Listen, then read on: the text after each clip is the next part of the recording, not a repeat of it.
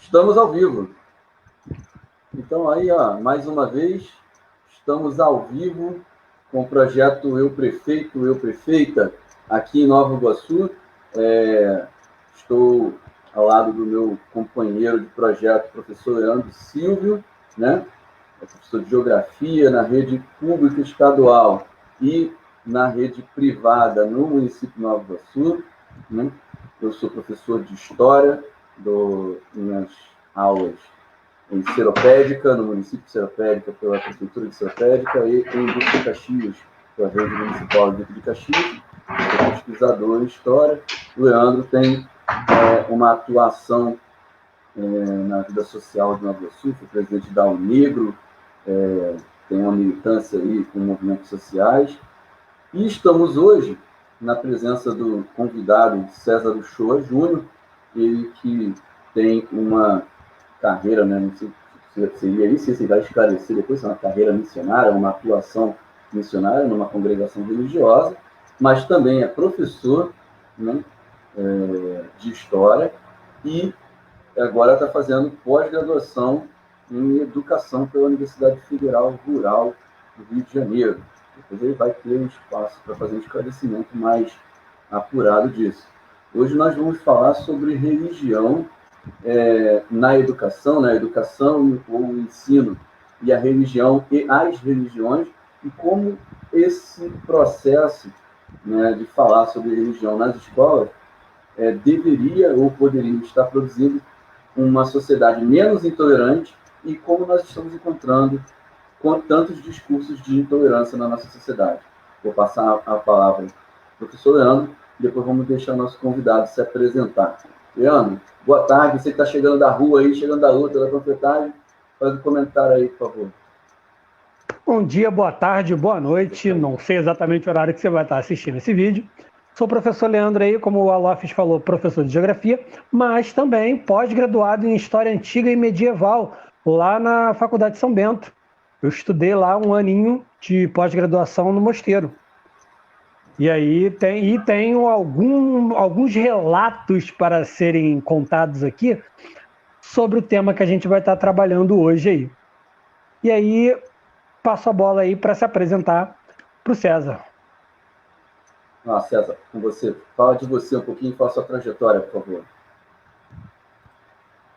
Boa tarde, gente. Prazer estar aqui conversando com vocês sobre esse tema bem interessante e importante da gente estar discutindo nos dias de hoje. Eu sou pastor batista desde 2004, como pastor líder de uma igreja, né, presidente da Igreja Batista Memorial da Posse desde 2007, na verdade, janeiro de 2007. E também sou professor de História no município de Japeri, e entrei esse ano para pesquisa de mestrado em ensino de História, pelo Prof. História. Estou pesquisando, iniciando, na verdade, a pesquisa dentro do mestrado em ensino. E a minha área de atuação é justamente dentro do universo eclesiástico da Igreja Batista, e também como professor, pesquisador, e fui militante do CEP Mesquita por muito tempo, e agora não estou mais como funcionário de Mesquita, né? Tive que pedir exoneração lá de Mesquita, e estou no momento como professor, estudante de mestrado e pastor desde 2006, 2007. Essa tem sido a minha trajetória aí. Bom, apresentados nossos convidados e a nossa temática, eu vou trazer aqui o primeiro questionamento, né? Eu vou fazer primeiro uma situação, um posicionamento para a gente poder abordar, né? Porque há uma confusão dos conceitos. Eu acho que toda vez que a gente está tentando explicar um assunto, é bom a gente falar o que é. O que é uma coisa? O que é laico? O que é religioso? O que é ateu? O que é agnóstico? Né?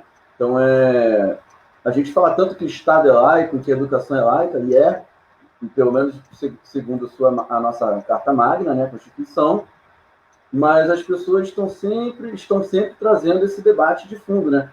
Isso não deveria ser assim porque o Estado é laico, ou não tem nada a ver, o Estado é laico, mas não é ateu.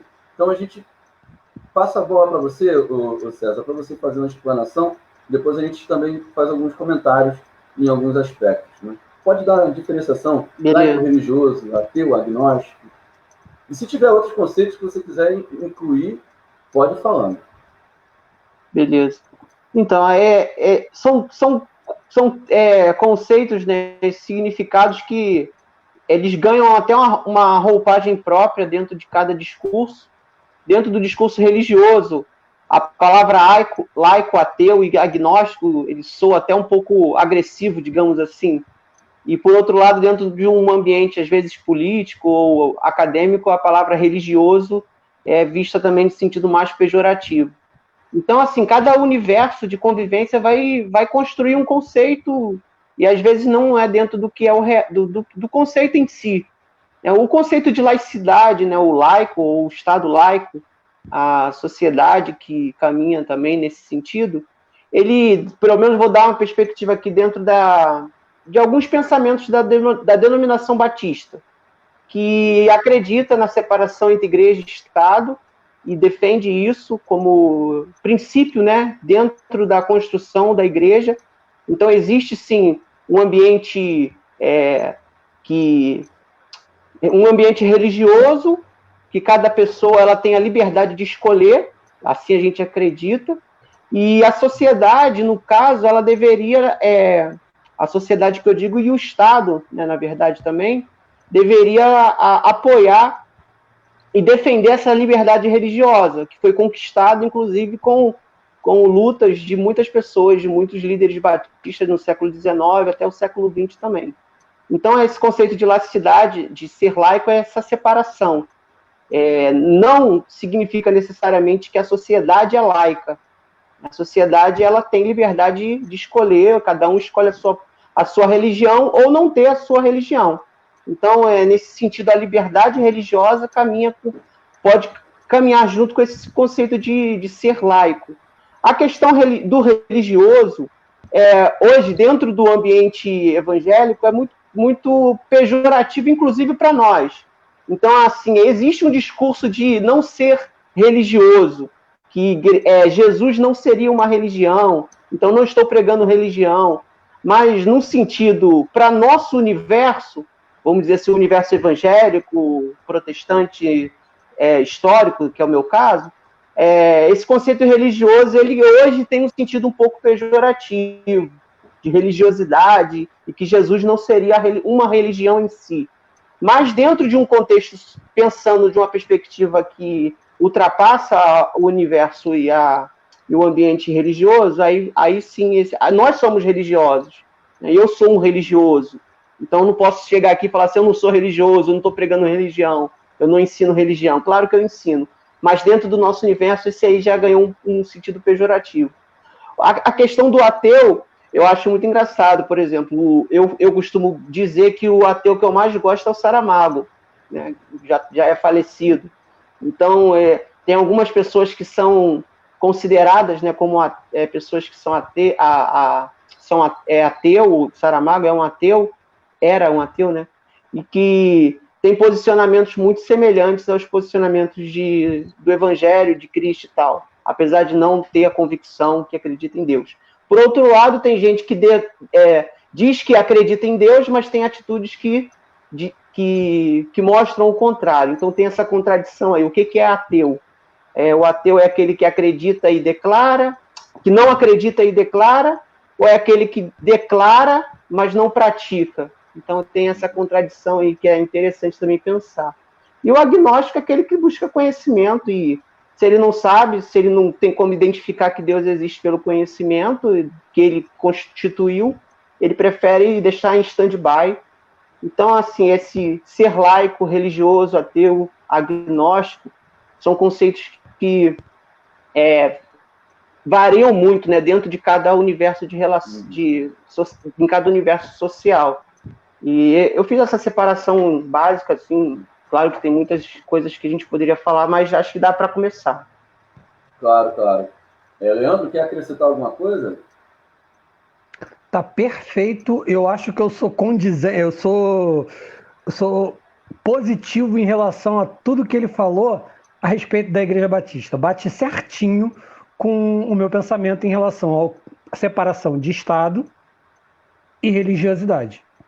Com a sociedade sendo livre, obviamente, para poder ter a sua própria religião, e o Estado sendo o organismo que vai estar... Garantindo o Estado, né, a direitos, forma né? como a sociedade... Isso, garantindo o direito das pessoas, inclusive garantindo o direito da pessoa poder ter a religião que quiser. Ou não tem nenhuma religião. Ou não ter nenhuma religião, exatamente. O Estado vai ter esse papel dentro da sociedade. Assim, a sociedade, o Estado é a forma como a sociedade se organiza politicamente. Então, a gente tem que observar o Estado como organizador político e deixar a religião distante disso daí. É bacana como a gente caminha, né, para ainda com várias idas e vindas. A sociedade, ela se entendeu durante muito tempo e o darwinismo social jogou muito nessa caldeira aí, muita informação, muita desinformação, como se as sociedades andassem linearmente, né, em busca de um desenvolvimento, de um futuro que fosse linear e que todo mundo fosse para o mesmo lugar.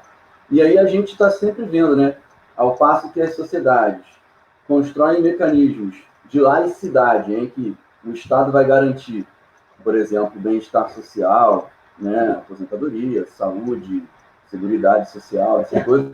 Ao mesmo tempo, às vezes a gente vê um influxo contrário, de repente, determinado Estado volta a estar sob o poder de pessoas que se envolvem com uma perspectiva religiosa, né? Então, não existe essa linearidade. Isso é importante de colocar, porque, principalmente, a gente está vivendo um contexto eleitoral, né, período de campanha, e há essa confusão, uma confluência de um monte de informações. Acho que essa é a importância de a gente estar nesse momento falando sobre os conceitos que envolvem a questão da religião, religiosidade, ou da própria falta de religião e de religiosidade. No caso do agnóstico, só queria pontuar, né? O agnóstico eu botei na sequência com o ateu, porque tem, por definição média, né? O ateu não acredita em Deus, não acredita em Deus nem em deidade alguma, né?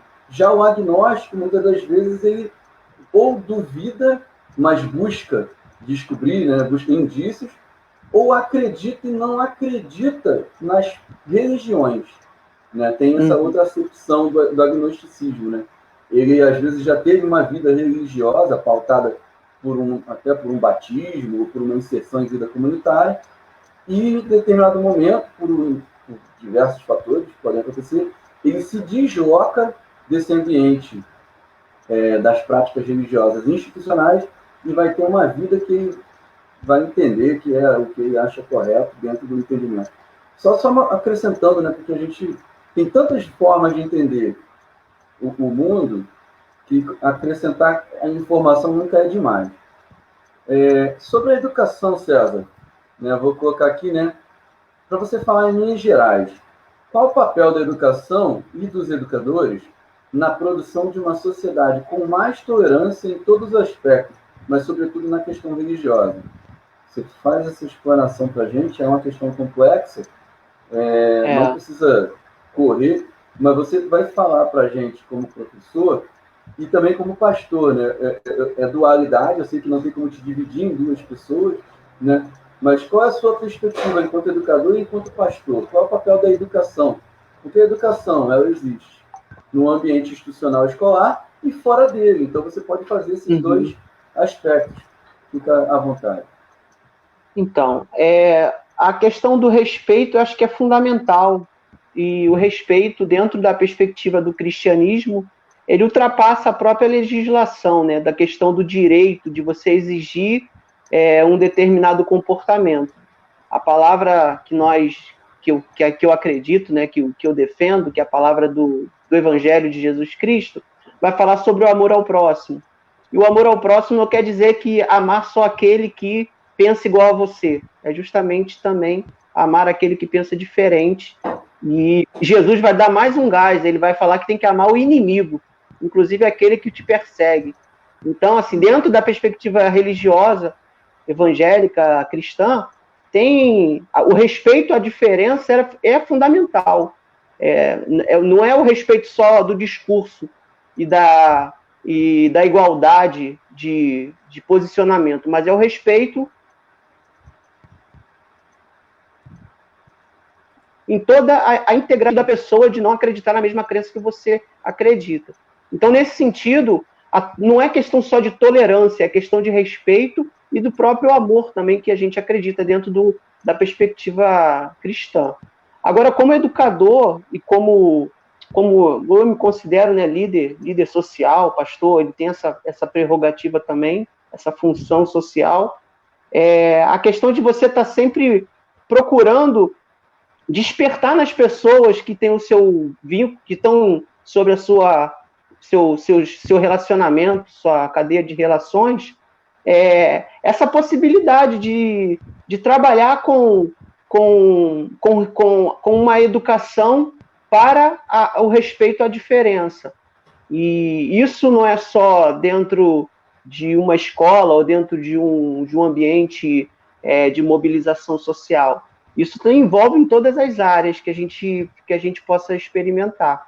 Agora, na questão prática, Lopes e Leandro, eu acho que a gente precisa, como cidadão, né, pensar que quando a gente enxerga o ser humano como alguém igual a gente, e isso deveria ser natural, vamos dizer assim, eu acho que a gente vence todas essas diferenças, essas barreiras, né, esses muros. E quem fala muito sobre isso, né, sobre construir diálogo, ponte, é o Papa Francisco, essa cultura da comunicação.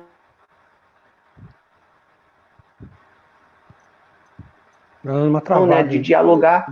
Eu tive algumas experiências que são muito interessantes. Repete César, repete sua última frase, porque você deu uma travada. Porque deu uma travada. E agora que eu não vou lembrar.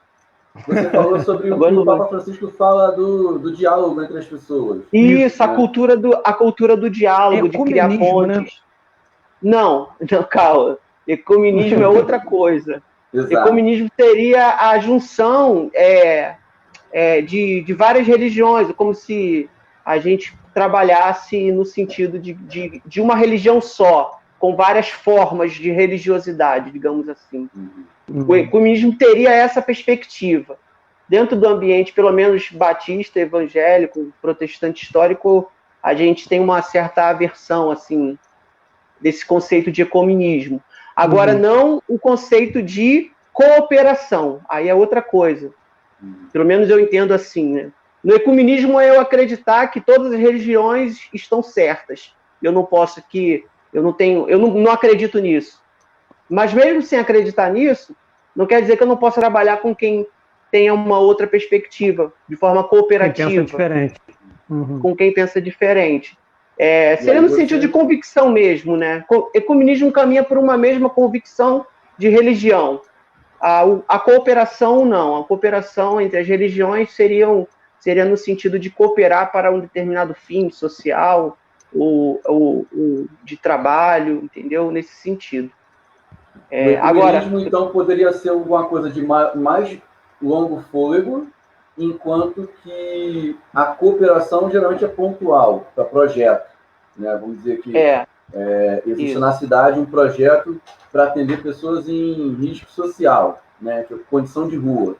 Aí a Igreja Batista, com a Igreja Católica, com a Adventista, com alguns terreiros de candomblé se juntam para levar quentinho ou para levar abrigo. Isso é cooperação.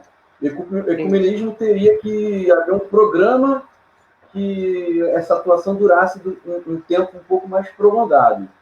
É isso? O ecumenismo seria um projeto mais ideológico, mais de mudança até mesmo de alguns parâmetros, pelo menos protestantes, né? No caso. Os católicos e os espíritas, pelo menos de Allan Kardec, eles têm uma outra perspectiva. Os protestantes, geralmente, eles são, nesse sentido, nós somos mais isolados, digamos assim. A gente não trabalha com esse conceito como projeto, não trabalha com o ecumenismo como projeto nosso.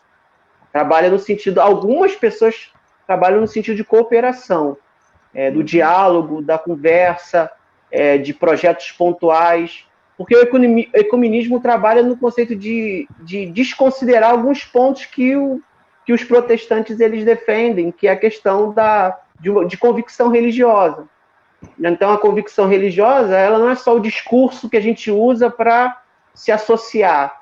Está dentro da própria existência, né, do religioso. Vou chamar de religioso, ou do fiel. Por exemplo, aí entra até uma questão que eu acho que é importante a gente pontuar também, que é a questão da falta de entendimento do que é o religioso, por que a gente às vezes chama de fanatismo alguns posicionamentos, porque o discurso religioso ele é muito, vou chamar apelativo, mas no sentido de muito forte para a pessoa que tem uma convicção.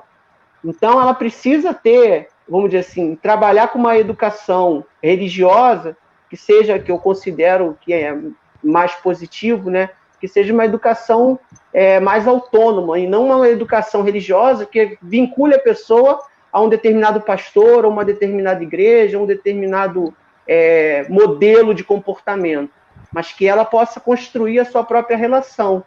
Dentro da perspectiva protestante, a gente chama isso de sacerdócio universal, em que cada pessoa tenha livre consciência de poder caminhar e ser o próprio sacerdote da sua própria vida com Deus, né? Com a sua espiritualidade.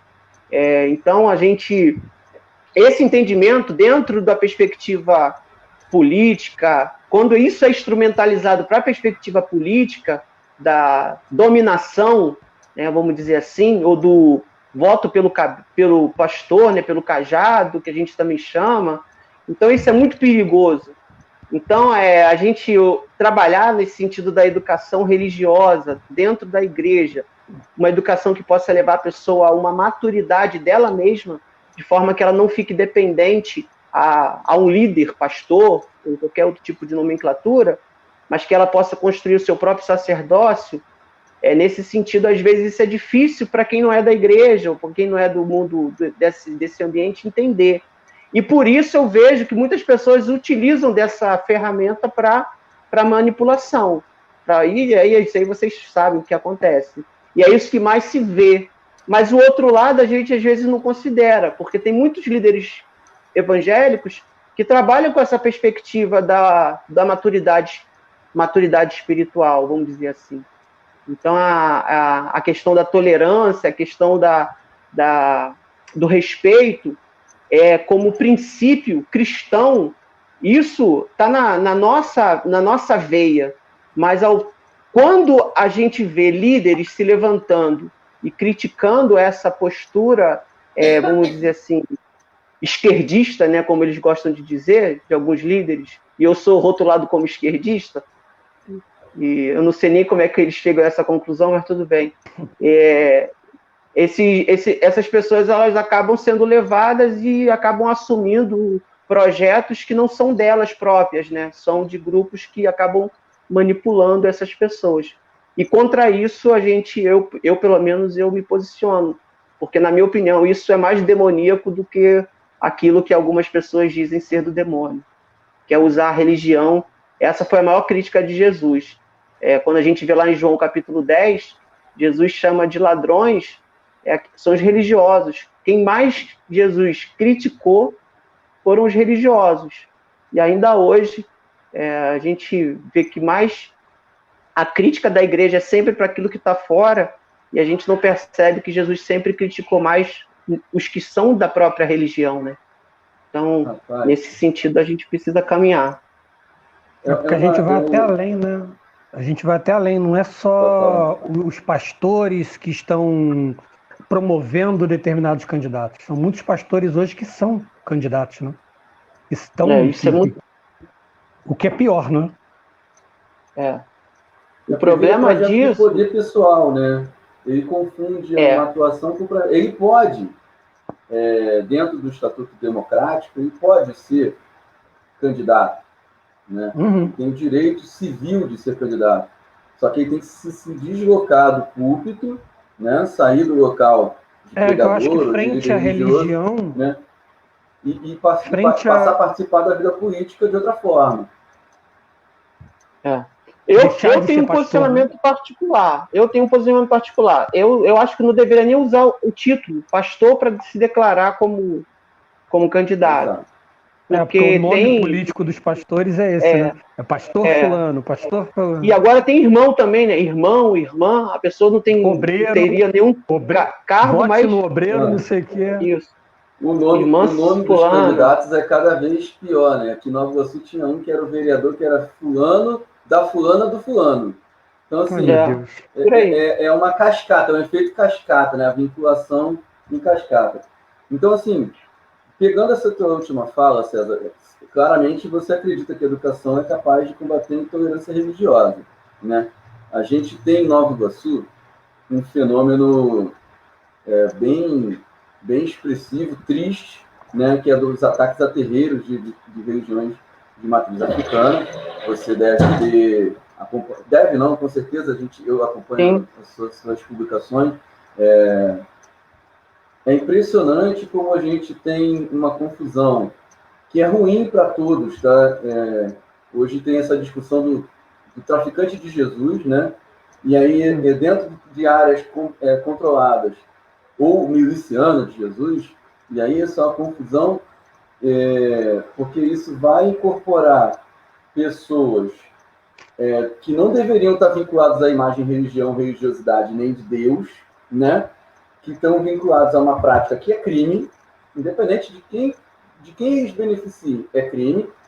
E aí, dentro daquele território, os caras criam uma área santa, né? Santificam milhões de aspas, por favor, um território, e quem não é tributário daquela ideia de religião deturpada que esses caras constroem, eles expulsam. Ainda não vi acontecer, por exemplo, de atacarem templos católicos, mas eu acredito que isso se deva pela força que a própria instituição católica tenha no mundo inteiro, né? É muito mais complicado. Agora, os terreiros de religiões de matriz africana tendem a ter, ao menos sob a perspectiva de quem é de fora, um isolamento. Cada terreiro é um terreiro e não tem uma instituição que venha por trás defender. Pode fazer um comentário sobre a sua leitura desse contexto, porque Nova Iguaçu, né, teve alguns fatos desses e é muito complicado. Como que é você, como educador e como pastor, receber essa notícia e debater com a sua comunidade? Eu vou falar uma coisa que aconteceu até numa sala de aula. Eu estava dando aula sobre... Nem lembro mais o que foi, mas uma menina, que a mãe dela a avó, na verdade, é mãe de santo, e quando ela levantou para... eu estava explicando sobre os deuses gregos. E aí eu fiz a relação, né, com as entidades, né, acho que é da Umbanda, né, que é... Eu sempre confundo Umbanda com Candomblé. E na aula... As entidades de Umbanda e Candomblé são as mesmas, praticamente. Então, ela me deu uma aula. A menina de 11 anos me deu uma aula. Não, professor, você está errado. Fulano é assim, Xangô é assado, Ogum é assim. Aí falou das relações com a força da natureza e tal, e tal. Aí eu fiquei assim, admirado com ela explicando. E aí você ouve na sala de aula, né? Tá amarrado. Em nome de Jesus. Isso tudo é do diabo. Aí eu tive que falar, né, numa sala de aula, que você pode não acreditar, mas você tem que respeitar. E fiz a comparação com os deuses gregos que a gente que eu digo a sociedade de uma forma geral. Por que eu estou falando isso? Porque, para além do universo evangélico, existe já essa carga, vamos dizer assim, essa marca, né, de negar essa história brasileira, que é a história da religião de matriz africana ou da influência da matriz africana na religião. E se a gente pegar e trazer isso para as religiões pentecostais, você vai em reuniões pentecostais, que ali a estrutura do ritual é praticamente a mesma estrutura prática de um ritual dentro de um centro. A questão da música, o tipo de relação com o sagrado, o tipo de revelação, assim, claro, tem as suas diferenças, mas você um leigo, entra numa esfera, numa reunião de algumas igrejas pentecostais e vai ter ali a mesma relação, mesma ideia que é um centro. Mas que eu estou querendo chamar a atenção é a questão principal, o Alopes e Leandro, a questão do racismo estrutural, que é algo que tá entranhado na gente, né?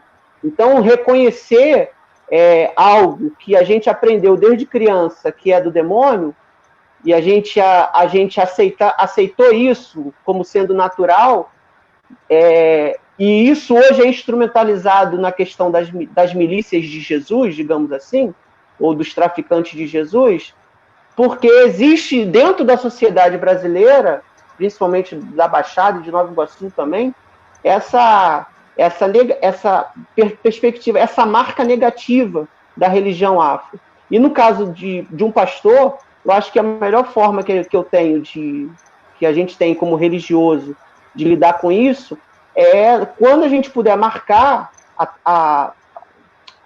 marcar no sentido de dar Dá uma travada. César, você travou. Humanidade, né, da religião como sendo uma Você expressão deu uma travada aí. Travou de novo, né? Você deu uma travada. De marcar acontece. Eu acho que a gente tem que, como religioso, marcar a questão de entender a religião como uma marca da humanidade, e não uma marca do demônio, uma marca de algo do mal. Então, a gente, no caso, eu não preciso acreditar como um espírita acredita, mas eu vejo na sua expressão religiosa a marca da sua humanidade. E, como a gente falou no início, o direito que ele tem, que cada um tem, que eu tenho que defender, ainda que eu não concorde, o direito que cada um tem de expressar a sua religiosidade. O mesmo direito que eu tenho de andar na rua com a Bíblia na mão, uma pessoa tem de andar na rua com as suas guias e expor a sua religiosidade de maneira livre. E eu tenho que zelar por isso, né? Como educador, como pastor. Então, acho que nesse sentido, no sentido religioso, no sentido de professor, de educador, a gente pode contribuir para a tolerância religiosa, marcando a humanidade que existe dentro de qualquer expressão religiosa, e não a marca espiritual, né? Porque, como eu falei, eu vejo muito mais o demônio, se for pensar dessa forma, dentro de algumas práticas, de algumas práticas protestantes, evangélicas, por exemplo, o nazismo. Então, eu vejo muito mais o demônio dentro da proposta nazista, que tinha um apoio da igreja protestante, lá da Alemanha, do que em algumas expressões religiosas que são classificadas como demoníacas pela nossa trajetória cultural. E eu falo isso, Lopes, porque eu acho que está muito mais vinculado à construção do racismo estrutural que a igreja evangélica acabou adotando com muita força, do que mesmo um projeto, vamos dizer assim, um projeto pensado ali. Então, eu vejo dessa forma. Eu tenho até um caso, quando o César estava falando sobre o caso que ele teve com a aluna, explicando para ele o que são os orixás dentro da Umbanda, dentro do Candomblé. Eu tenho um caso bastante... O caso até chegou a ser matéria na revista de matriz africana Mistérios de Olumira. Eu acredito, o Alofes conhece o meu trabalho em relação à sala de aula, tanto na sala de aula quanto no meu trabalho social. Em muitos deles eu me fantasio de super-herói para visitar uma creche, para visitar um orfanato. E faço isso também em sala de aula. Dependendo do tema, do conteúdo que eu vou estar lecionando, eu vou me fantasiar de alguma coisa. Tipo, eu tenho uma bata africana, no caso angolana, para poder estar falando na minha aula de introdução ao continente africano. Numa das minhas aulas sobre o continente americano, nós estávamos focando na América Central insular e eu ia estar falando bastante sobre o Haiti. Eu fui dedicar uma aula sobre o Haiti e eu ia iniciar essa aula falando sobre a Revolução Haitiana. E dentro da Revolução Haitiana teve uma grande participação da religiosidade dentro do Haiti, no caso do voodoo.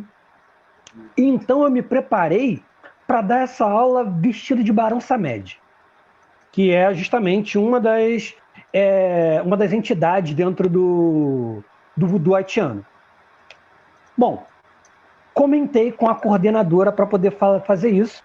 A coordenadora evangélica me proibiu de fazer isso com a seguinte frase: as crianças vão cair endemoniadas na sua aula. Nossa. Não faça isso, pois as crianças vão cair endemoniadas na sua aula, com você trazendo esse tipo de diabo para dentro de sala de aula. Enfim, a minha aula naquela instituição sobre o Haiti não foi dada da forma que eu planejei. Mas essa aula foi dada, tem as fotos, tem os relatos, inclusive tem as fotos nessa matéria da Mistério de Olumira. Tem essas fotos também numa página do Facebook que mostra todos os meus cosplays, né, tudo que eu já me fantasiei. Aí tem lá um álbumzinho dedicado ao Barão Samed. Dei essa aula no estado, onde não tive essa proibição. Todos amaram a aula. A aula rendeu, como rendeu até matéria em revista. E olha que incrível, ninguém caiu endemoniado. Mas foi uma amostra de intolerância religiosa, que não foi a primeira vez que eu havia visto, e provavelmente, infelizmente, não vai ser a última que eu vou ver. No caso, quando eu estou falando, acaba dentro de uma aula que a gente acaba falando sobre uma religião que não seja cristã, eu também, assim como o professor César, cansei de escutar os famosos "tá amarrado". Tá amarrado. Isso aí é um clássico. Ah, professor, não fala disso não, tá amarrado. E aí, é lógico que aí acaba tendo um debate maior dentro de sala de aula quando a gente tem alunos que são de matriz africana. Na maioria das vezes, eu acredito que, infelizmente, eles ficam quietos. A gente ainda tem, devido ao racismo estrutural, muitos ainda pertencentes a religiões de matriz africana com um certo receio de dizer que são da religiosidade de matriz africana, com receio de dizer que são umbandistas ou que são candomblecistas. Muitos ainda, quando vão dizer... Né?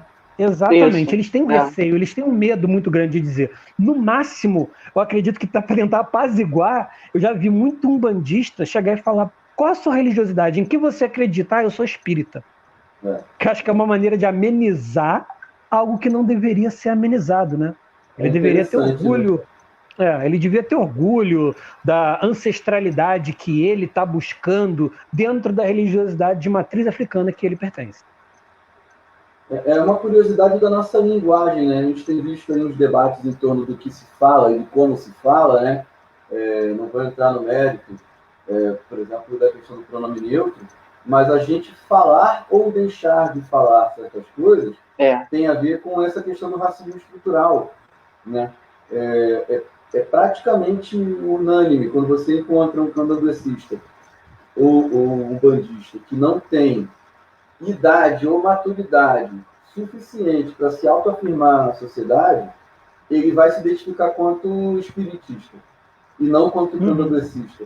Parece que ser espírita é mais leve. Ele é mais aceito.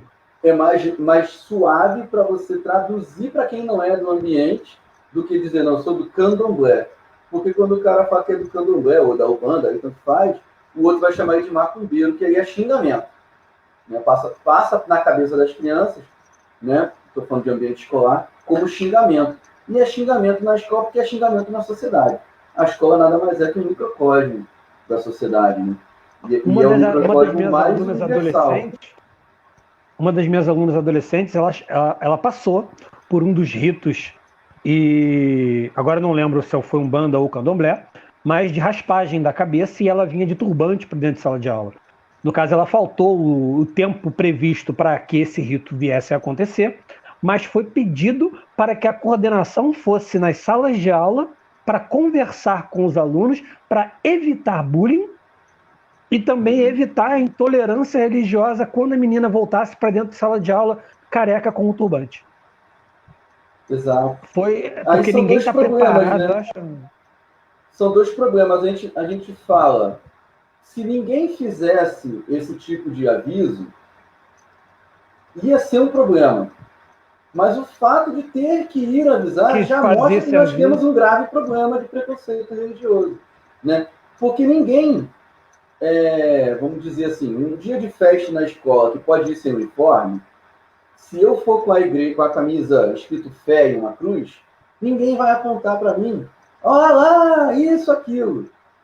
Se perguntar qual é seu livro favorito, ou o que costuma ler e dizer que lê a Bíblia, ninguém vai apontar, não sei o quê. Agora, se a pessoa vai com guia, né, que dá para ir, inclusive em dias normais, de aula com uniforme, dá para ir com a guia por dentro da roupa, ou se passar pelo preceito, ou por outro tipo de rito, que faz raspagem, que tem turbante e tudo mais, isso vai causar um constrangimento social dentro do ambiente escolar, né? E aí, incrível, um estranhamento de religiões que foram criadas no Brasil.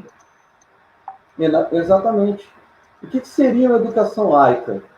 Eu tenho um relato de uma colega que dá aula de ensino religioso, que ela tenta trazer, acaba caindo na filosofia para evitar a esparrela do debate rasteiro, né? Mas, assim, é quase impossível em determinadas comunidades você abordar, por exemplo, que religião fora da matriz cristã tem que ser respeitada. Então, assim, a gente não está, dentro da educação, conseguindo falar de religião de forma laica. Concordam comigo? Qual a opinião de vocês? Eu concordo em absoluto. Pode falar, César. Eu acho que a gente tem um caminho muito grande ainda para percorrer, porque existe também, por outro lado, a confusão que é feita, pelo menos dentro do ambiente acadêmico, de secularização da sociedade. Então, às vezes, o programa que é um princípio, na verdade, de buscar uma educação laica, é um princípio que você escolhe para a sua prática, um princípio que é dentro da construção do Estado brasileiro. Mas a sociedade não é laica no sentido de expressão. A sociedade ela vai assumir determinadas hegemonias. E a gente tem a hegemonia cristã, que se traduziu em algo que alguns pensadores, sociólogos da religião chamam de evangelicalismo brasileiro. Essa forma que a gente está vendo, né, que foge da estrutura do próprio pentecostalismo e do neopentecostalismo, que é um tipo de prática que se apropriou de discurso e narrativa política, instrumentalizou o discurso religioso, a teologia, para fins políticos de projeto de poder, inclusive bem elaborados. A gente vê principalmente na formatação aí dessa junção entre milícia e alguns grupos religiosos. Então, essa é uma coisa. Agora, pensar a questão do projeto que aí chamar uma das vertentes, né, do tal marxismo cultural, que isso é uma invenção, né, mas dentro dessa construção discursiva, né, que é um engodo, mas dentro dessa construção se percebe a busca, né, de um projeto secular ou de secularização da sociedade. E contra esse projeto de secularização se estaria lutando, né, os movimentos tradicionais, conservadores e tal. Mas a sociedade, eu acho que tem que ter essa questão da construção dos diálogos. E uma das formas de construir o diálogo é justamente entender que a sociedade ela não é secularizada, ela pode estar até em processos de idas e vindas, ora fica mais secular, ora fica mais religiosa, conservadora, mas a sociedade e o ser humano, ele é religioso. A busca pelo sagrado, se nós não somos vinculados a nenhuma denominação religiosa, geralmente a gente vai para a física e fica lá buscando a teoria do tudo, lá do Einstein ou de outros físicos e tal, a gente fica tentando estabelecer uma generalização para a humanidade. E isso não deixa de ser também uma busca religiosa num certo nível, claro que usando outras ferramentas. Então, assim, o que eu estou querendo dizer é que a prática docente ou a prática de construção de diálogos ou de construção de possibilidades de consenso, e aí eu gosto um pouco dessa tentativa de restaurar o projeto moderno do Habermas, e apesar de não ser um seguidor dele, do filósofo alemão lá da Escola de Frankfurt, da questão da teoria do agir comunicativo, que ele tenta construir os consensos, né, através tentando estabelecer um mínimo de possibilidade de diálogo. Então, a razão estaria na construção dos consensos, e no sentido de diálogo e no sentido de construir possibilidades que considerem o outro, que considerem o posicionamento do outro, que é diferente da gente, mas que convive no mesmo espaço público que a gente convive.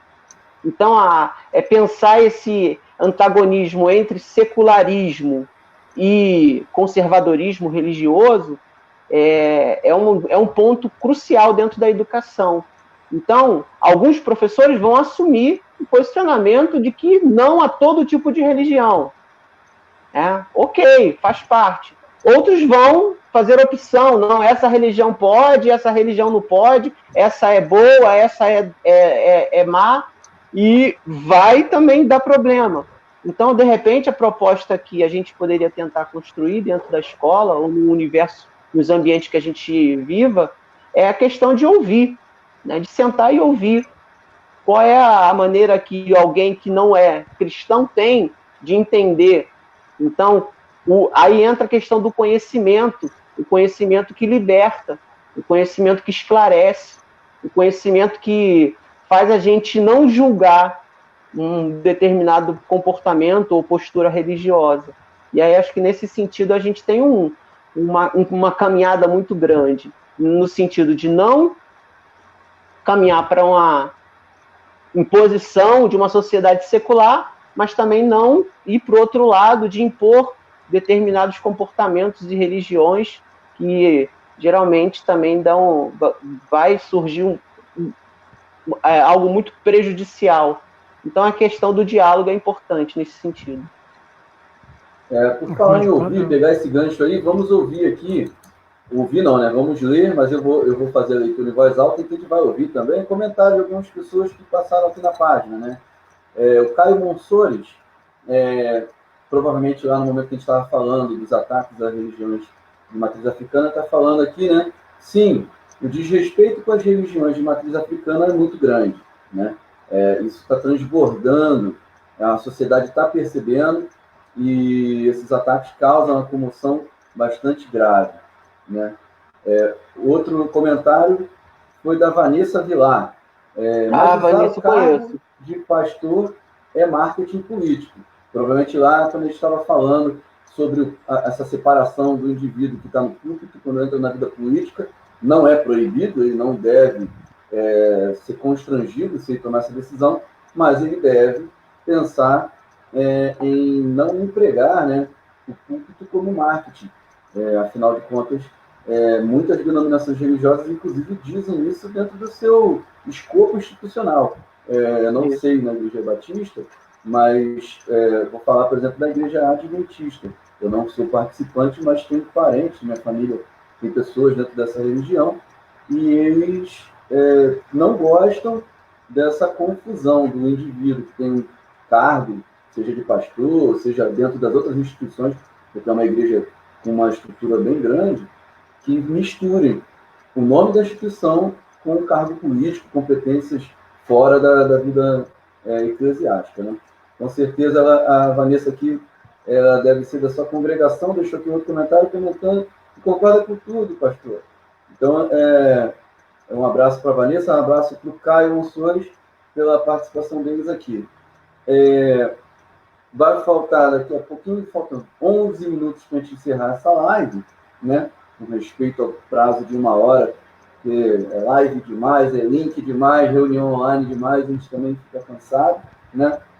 Quero encaminhar essa live, que ela tem um tema bastante interessante, para o seu encerramento, dizer que alguns temas acabam voltando em outros momentos, e já deixar aqui o convite do César para no futuro, caso a gente queira redebater, reabordar alguns aspectos, né?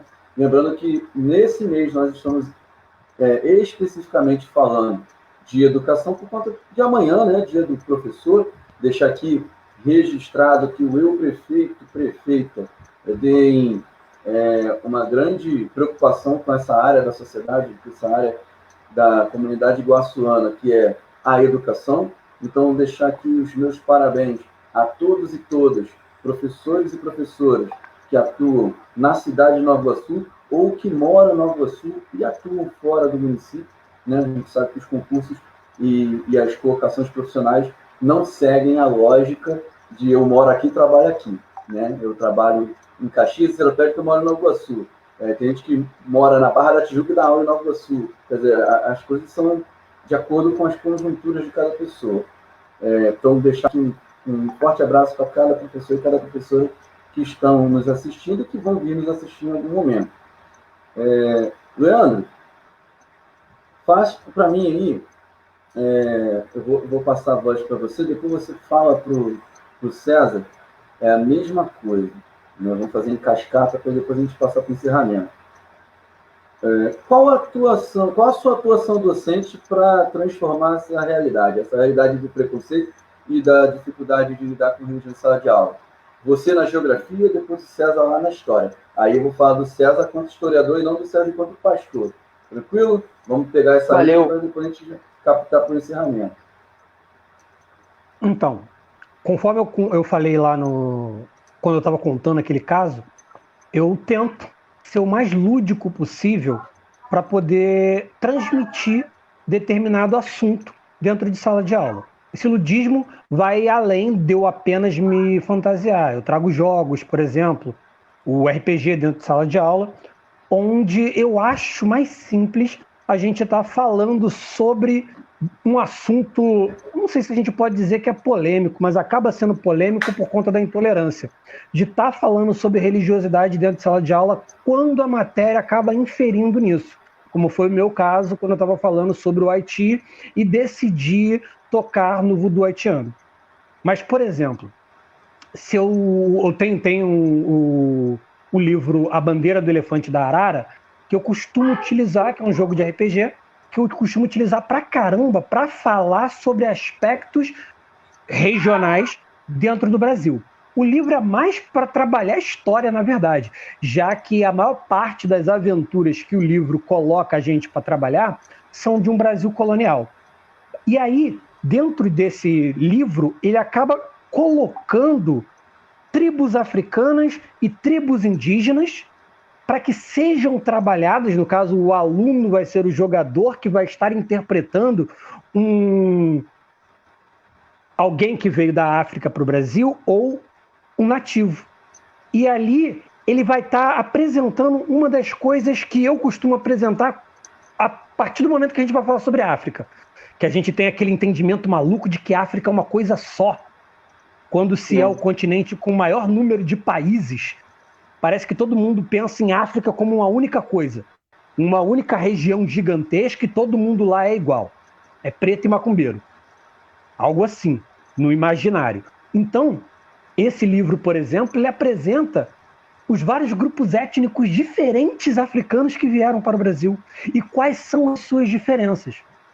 Então, eu acho que a gente tem que estar trabalhando numa valorização de ensino de cultura africana e de matriz africana dentro do Brasil, mas a gente tem que ter um professor preparado para falar sobre isso. Não adianta apenas a gente formular uma lei, como é a 10.639, sem que o professor esteja preparado. Quando a gente teve o lançamento dessa lei, da 10.639, tivemos alguns cursinhos básicos para alguns professores. Lembro até que na Unig eu cheguei a estar em 2 ou 3 desses cursinhos, que eram cursinhos bem rasos. Então eu acredito que o professor de história, o professor de ensino religioso, também o professor de geografia, já que a gente vai estar abordando aspectos dentro da geografia humana que vão abordar esses temas, que a gente tenha que ter um preparo que nós não temos na faculdade para estar trabalhando esses assuntos.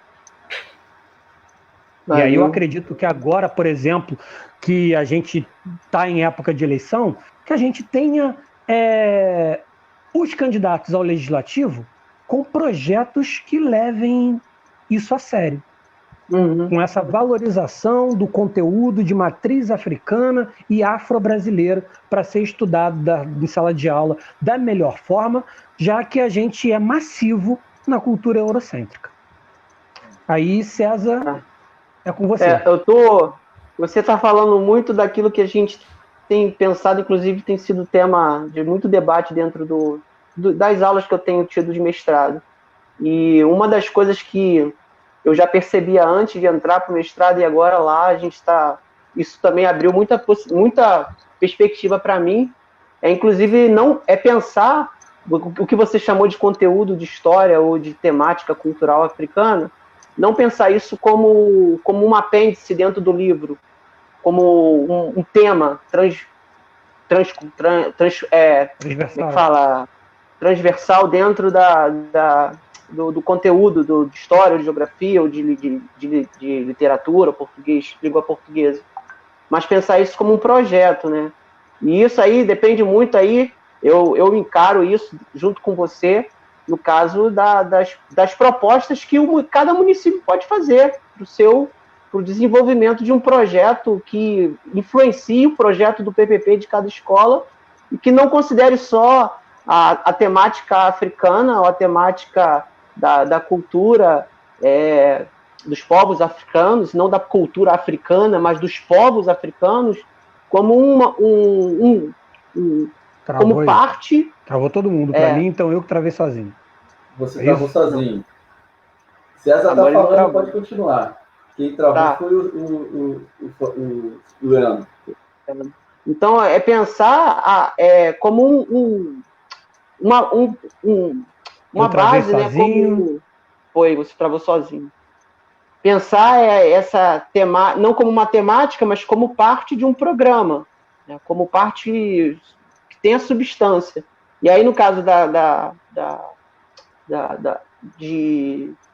formação do professor, da formação dos funcionários, né? Também é importantíssimo, mas muito mais do que isso, e você sabe melhor do que eu, né, Leandro, que a gente precisa de gente que represente isso nos ambientes decisórios, tanto dentro de uma Câmara de Vereadores, quanto dentro de uma Secretaria de Educação, quanto dentro de uma escola.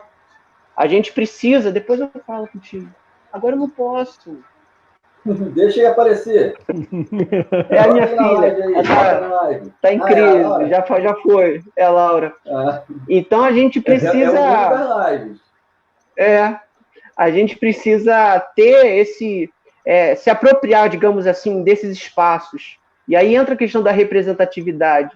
Eu acho que temos que ter representações dentro de uma Câmara de Vereadores. Então, um professor dentro de uma Câmara de Vereadores seria essencial. Mas, para além disso, mas que isso se transforme em ações. Porque em algumas câmaras de vereadores ou câmara de deputados tem professores. Mas até que isso se desenvolva em programas práticos, né, é outro caminho. Então, a gente, às vezes, fica num ambiente muito do embate, né, do confronto, da militância, de estar lá sempre contra, e a gente não se apropria de alguns espaços de decisão, tanto no sindicato, ou como na Secretaria de Educação, ou como na Câmara, e ter essa possibilidade. E isso que é o problema, cara. Esse que é o problema. Eu, quando estava mais à frente lá do sindicato de Mesquita, do CEP, essa era uma das nossas lutas lá, de tentar trazer os professores, os funcionários para junto, né? Porque é muito fácil... eu não participo de nada e criticar tudo. E quando tem os espaços de deliberação, os espaços de possibilitar essas mudanças, a gente deixa para outros decidirem por nós. Então, essa questão da representação e de se apropriar desses espaços, né? Que acho que falta um pouco isso. Tanto no universo da escola, ali no universo da escola, em que a gente não quer participar dos programas que são abertos, né, decisórios, e quanto nos outros espaços também. Bom, perfeito mesmo. Não vou entrar na minha perspectiva, porque vocês me contemplaram. Claro que se a gente tivesse mais meia hora de live, mais 1 hora de live, ia dar pano para manga. pegando o tema do que os dois colocaram sobre a representatividade, e a representação se dá através de instâncias e instituições, né? Esse é um dos modelos, um dos motivos do surgimento desse movimento, desse projeto Eu Prefeito, né? E eu acredito que as instituições de representação são muito maiores em termos de quantidade e de capilaridade do que meramente a função prefeito ou a função vereador. É claro que estar nesses espaços, né, estar na prefeitura, dentro de seus órgãos, ou estar na Câmara de Vereador, com mandato, ainda que seja um mandato se representa em cima de uma pessoa, mas que ele seja uma pessoa que represente um coletivo maior, é importante, mas não pode ser a única meta nem nosso único lugar de debate, né? No caso da religião, existe o Conselho Municipal, no caso da educação, existe o Conselho Municipal de Educação, no caso da cultura, tem o Conselho Municipal de Cultura, e existe conselho de diversos temas, de meio ambiente, saúde, tá? E aí, só para eu não deixar de dar ao menos um aspecto que eu não vi sendo abordado aqui, me preocupa muito quando nós temos uma perspectiva monotemática de religião dentro das escolas. Porque o que eu tenho visto é o sufocamento de outras culturas, né? Só para dar um exemplo. É claro que o César fez um comentário que eu achei fantástico. As sociedades são plurais, elas precisam receber todas as pessoas. Mas o sucesso de uma determinada narrativa religiosa, que ele chamou de evangelismo, perdão, esqueci o termo, mas que expressa na frase que foi dita recentemente, né? Terrivelmente cristão, né? Esse modelo terrivelmente cristão não é novo. Quando a gente vê uma escola, por exemplo, marcar no meio do ano uma festa julina e não chamar de festa julina, porque essa festa julina, né, ela poderia ser chamada de festa de São João. E festa de São João é uma narrativa religiosa católica. E aí, como a direção ou membros majoritários da direção não são católicos, ou não tem vínculo nenhum com a religião, mas com medo de uma repercussão negativa na sociedade, porque tem uma leitura monotemática da religião cristã, tira a festa julina ou tira a festa de São João e chama de festa do milho. Caramba, que maluquice. Festa na roça. Mata a cultura, festa na roça. Bacana, eu entendo até uma perspectiva, às vezes, do diretor de não se envolver numa polêmica. Mas isso é uma forma de omissão também. É uma forma de não encarar um problema. Cultural. E isso enterra. Cadê as festas juninas? Cadê as arraiais? Cadê aquelas danças de quadrilha? A gente já não vê mais, né? Os meus 2 filhos nunca participaram de um arraiá.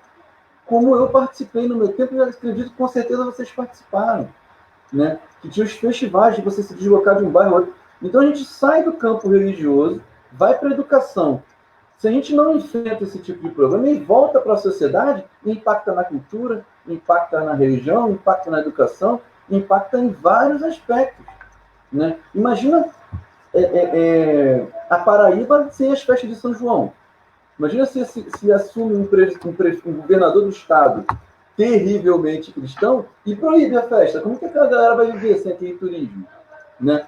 Então, assim, sem querer criar uma polêmica, só quis dar uma puxada, né, por que de repente a gente está falando de projeto de política e vai falar de religião? Porque religião está na sociedade e política está na sociedade e tudo se discute. Acho que esse que é o ponto. Tudo se discute. A questão é o respeito.